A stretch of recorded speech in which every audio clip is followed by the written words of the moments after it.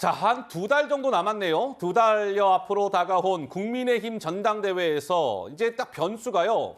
일단 현재 초반 레이스인데 변수가 또 이 부분인 것 같아요. 나경원 저출산 고령사회위원회 부위원장이 전당대회에 출마하느냐 마느냐. 요게 아주 변수인 것 같습니다. 먼저 나경원 부위원장의 목소리가 준비되어 있습니다. 들어보실까요?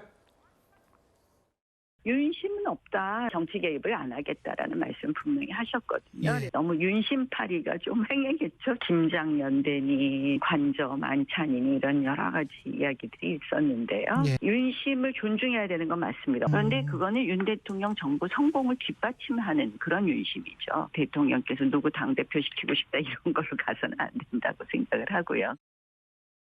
나경원 부위원장은 이제 당대표 출마에 대해서 오늘도 한 라디오 방송에서 고민 중에 있다 이제 이렇게 얘기를 했는데 여론조사 한번 볼까요? 지금 이제 국민의힘은 당원 투표 100%로 뽑기로 했으니까 이 국민의힘 지지층의 생각이 중요할 텐데 국민의힘 지지층을 놓고 한 조사에서 나경원 부위원장이 30.8로 안철수, 김기현 이런 분들보다 높게 나오고 있는 상황.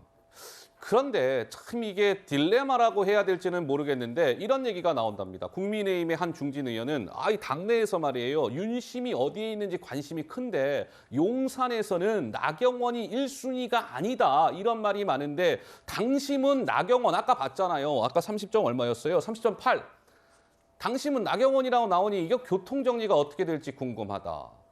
김종혁 의원님, 교통정리가 어떻게 될지 궁금하다는데 좀 답을 주시죠. 제가 보기에는 아마 윤석열 대통령도 모르실 거예요. 아니, 저는 처음에 저희가 이제 경선 시작했을 때 야당이나 언론에서 비판한 게 이게 윤심에 의해서 모든 게 결정될 것이다 이렇게 얘기를 했지 않습니까? 네. 그런데 지금 여론조사 나온 거 보세요. 우리 당원 전체 당원들만을 조사하는데 거기서 어떻게 보면 장제원 의원과 손을 잡았다는 김기현 의원은 3등이나 4등을 하고 계시고 또 핵심 윤 핵관이라고 불렸던 권성동 의원 같은 경우는 아예 등수에서 하위에 있으시단 말이에요. 네. 그러면 아니 야당에서 비판한 대로 윤심에 의해서 모든 게 결정된다면 어떻게 저런 결과가 나올 수가 있겠습니까?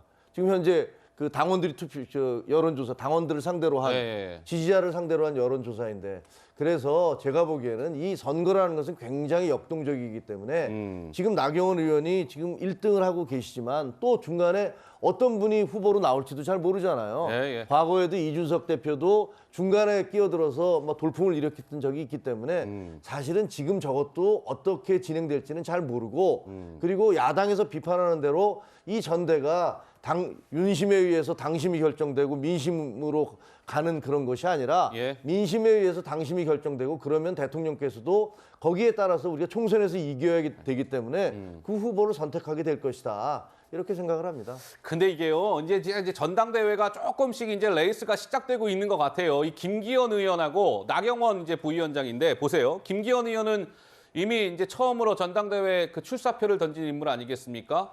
오늘 한 라디오 방송에서 딱 이렇게 얘기합니다. 나경원 부위원장은요, 중요한 국가적 과제에 책임감 있는 역할을 지금 하고 계시지 않습니까? 부위원장 장관급인가요? 부총리급인가요? 하여튼 이 높은 자리 맡고 있고 기업 대사도 맡고 있는데 그런 역할을 아마 하실 거예요. 맡은 지 한두 달 만에 그만두는 게 옳은 것인가 하는 고민하지 않을까요? 그러니까 은연중에 나경원 부위원장은 출마하면 안 된다라는 뉘앙스로 얘기를 하고 나경원 부위원장은 거기에 대해서 가타부타 명확하게 지금 답을 안 하고 있습니다. 출마할지 말지 고민 중인데요. 이런 입장이에요.